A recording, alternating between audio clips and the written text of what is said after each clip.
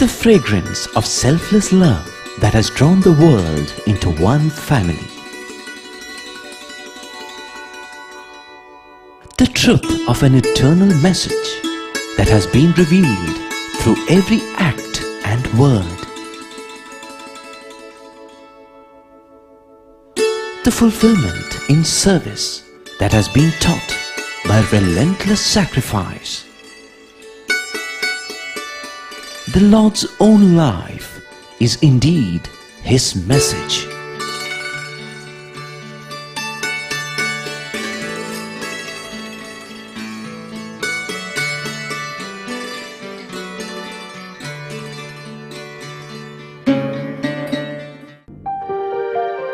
Sai Ram, and welcome once more to the serial entitled The Message of the Lord, featuring the life and teachings of Bhagavan Sri Sathya Sai Baba.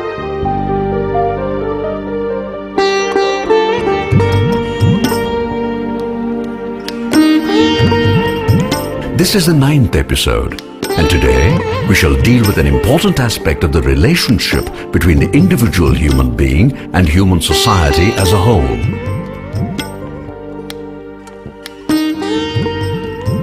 More specifically, we shall try and understand what Bhagavan Baba specifically has stressed concerning this relationship.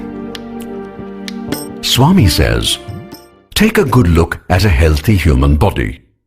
As we all know, the cell is the basic building block of the body. There are, of course, different types of cells, and in an adult body, there are trillions and trillions of cells. The number is truly astronomical. This is just the beginning of the amazing story of the miracle called the human body.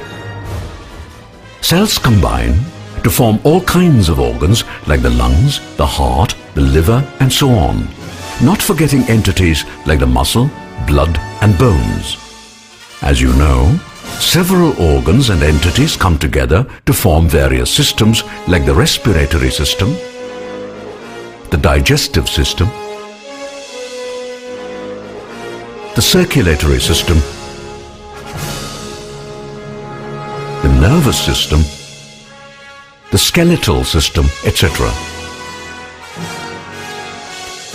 Every system is autonomous to some extent, yet the different systems function in perfect harmony and selflessly support each other, thereby helping the body as a whole to perform very complex tasks. Greed is a word unknown to the organs of a healthy human body. We do not realize that such a beautiful harmony exists, but it does, in fact, all the time. Consider the example of a sprinter running in a 100 meters race. In this case, not only is much coordination required from the skeletal and muscular systems, but the respiratory and the circulatory systems also have to do their bit. The heart, for example, has to beat much faster, while the lungs, in synchronization, also have to breathe faster. As a second example, consider a person who has had a heavy meal. After the meal, the stomach and the digestive system in general have to put in a lot of work, which requires a lot of blood to be diverted for that activity. As a result, the brain has to take a cut in its quota, which is why people feel a bit sleepy after a heavy lunch.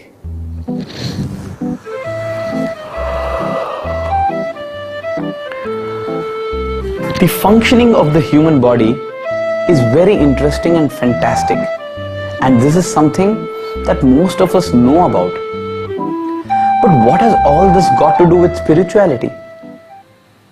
The beauty is that Swami has linked all this to spirituality in a wonderful way like only he can. The connection Baba makes is very simple and yet very powerful at the same time. Baba says that there is a wonderful and amazing relationship between the individual cell and the body as a whole. Whereas the cell is the micro, the body is the macro. And the relationship just mentioned is a balanced linkage between the micro and the macro. Swami adds, and this is really the important point.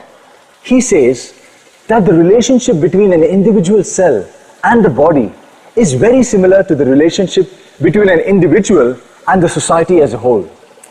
Well, the living body has been created by God, but the society has been created by humans. And that is why we sometimes refer to the society as a living entity, and we talk of society as a healthy society, a sick society, and so forth. What it all boils down to is that if we understand nature's secret of keeping a human body healthy, we can adopt the same approach to keep the human society also healthy. Let us try to absorb all this slowly. We note first that there are many similarities and parallels between the human body and society as a whole. For example, while the cell is the basic building block of the human body, so too is the individual the building block of society. Just as the body is made up of various organs, so too is society made up of various functional units, with the school, hospital, airport, etc. being the analogues of organs. Going one step further, just as the body is made up of many systems, so too is society, the systems in this case being the educational system, the transportation system, the banking system, and so on. But what has all this got to do with spirituality? We turn to Bhagavan Baba, who says, the human body is so very complex, yet in a healthy body, everything runs smoothly from the lowest to the highest level. How come? That is because God has built in a wonderful operating system into the body. Baba adds that if humans want society to be healthy, then all they have to do is to copy the operating system God has loaded into our bodies. It is free, simple, and can be copied without violating any copyright rules. In fact, God wants us to copy it, but we humans refuse to. That's the real problem.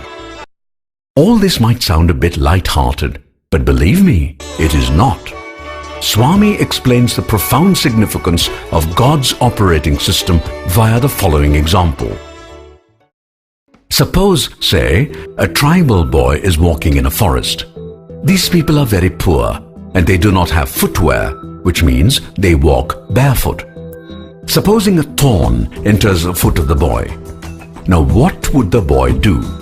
He would first sit, maybe on a nearby rock, and then try to pull out the thorn. How does he do this? He holds the foot having the thorn in one hand in order to keep it steady, and then pulls out the thorn using the other hand. Baba says, the thorn pierced the foot, but to remove it, the hands, the eyes, and the brain come to help. Isn't that amazing? We would perhaps say, what is so amazing about it? What the boy did is quite natural. So it might seem. But consider what is likely to happen in a big city when a man walking on the pavement suddenly becomes sick and falls down. The man may fall down, but a good many of the people walking the same pavement at the same time would just keep walking, going wherever they are headed to, even though they see the man falling down and even though they know the man needs help. In other words, despite all the parallels that one might draw between a healthy human society and a healthy human body, when it comes down to action, no one really bothers about analogies. This is because humans do not really like the operating system that God has built into our bodies. God's operating system is based on selfless action by various organs, whereas we as humans, the last thing we like is selflessness. That is the key point, and we need to carefully understand the difference. The difference becomes clear when we recall a famous parable known as the parable of the Good Samaritan, once narrated by Jesus. It all started when Jesus, addressing a crowd, said, "Love thy neighbor as thyself." A smart aleck type of man in the audience asked, "Who is my neighbor?" That is when Jesus narrated the parable, which goes like this. There was a man who one day was traveling along the road in the desert from Jericho to Jerusalem.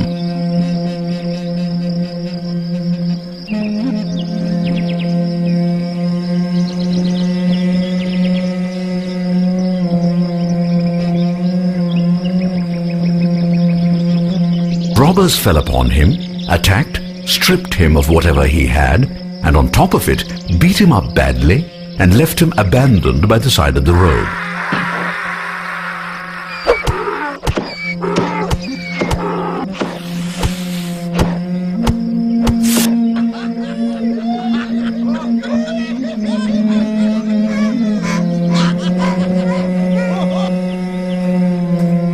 Along comes a priest, takes a good look at the wounded and groaning man, and then just moves on. No attempt to help. So there was this man, robbed and wounded, lying moaning and groaning and crying for help. Next comes a Levite, who too does the same. He stops, sees, and then moves on without bothering to help. Now comes a man from Samaria. He too looks at the hapless traveler lying wounded and helpless and decides to help.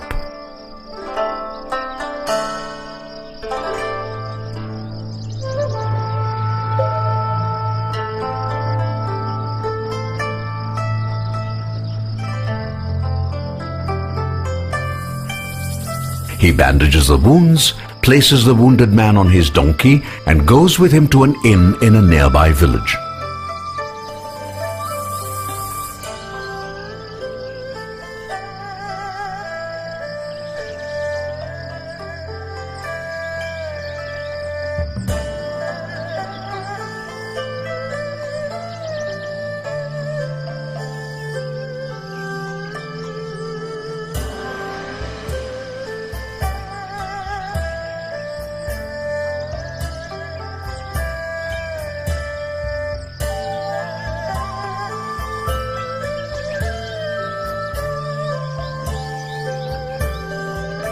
There the two rest for the night. Next morning the man from Samaria has to move on, but before leaving he gives some money to the innkeeper so that the injured and robbed traveler can stay till he gets better. After narrating the story, Jesus says, "The one who needs help is your neighbor." The message is that when a person is desperate for help, one must not be selfish. Rather, one must try to reach out, no matter what difficulties one might face.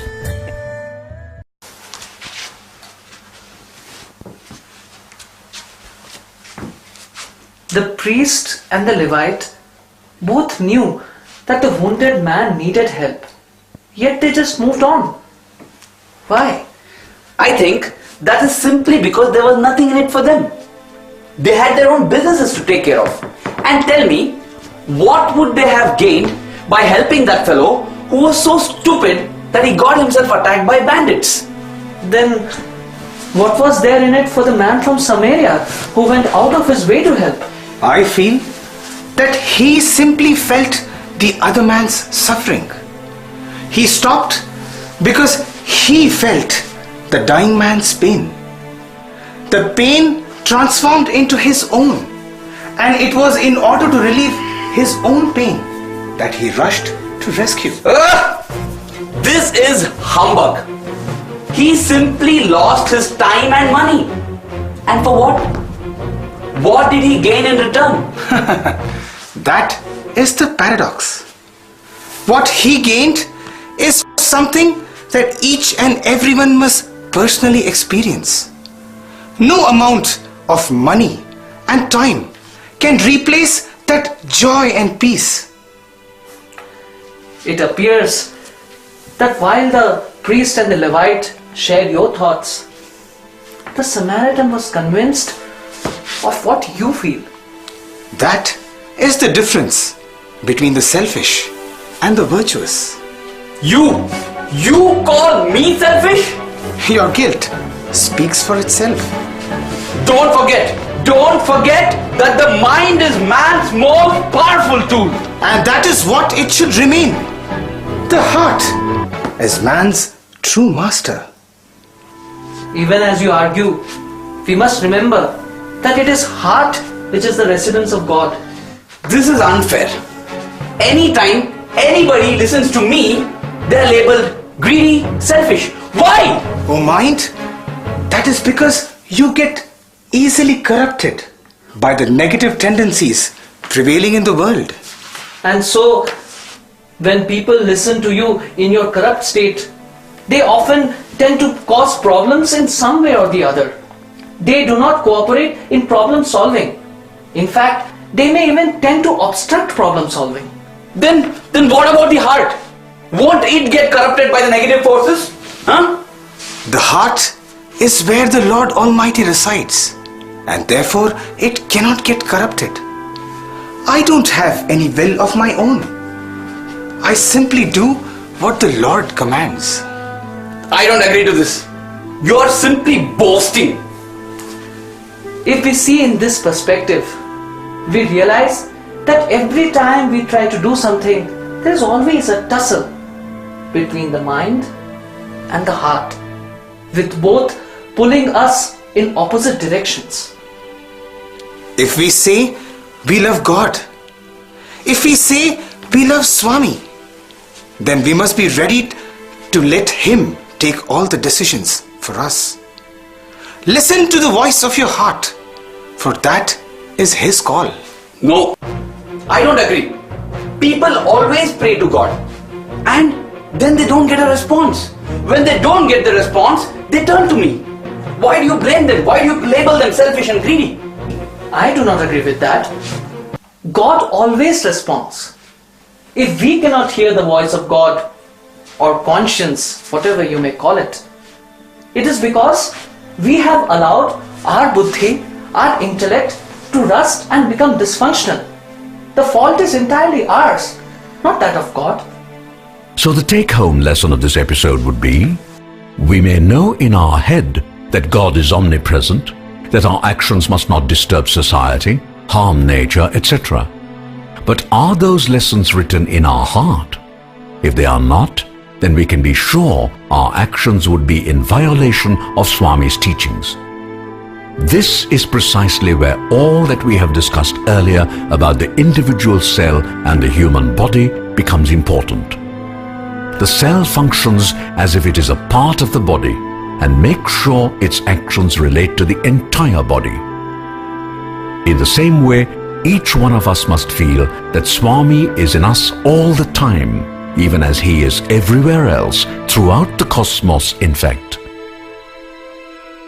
When we feel connected in that manner to Swami, the head cannot rule, the heart alone would, and automatically all our actions would be ideal, that is to say, in harmony with both society and nature. If you think about it for a minute, you would realize that that is exactly what Swami means when he says, "My life is my message." Starting from the next episode, we shall try and take a close look at Swami's own life and missions so that we can better understand that his life is actually his message. Thank you for being with us, and we hope you join us again tomorrow for the next episode. Jai Sai Ram.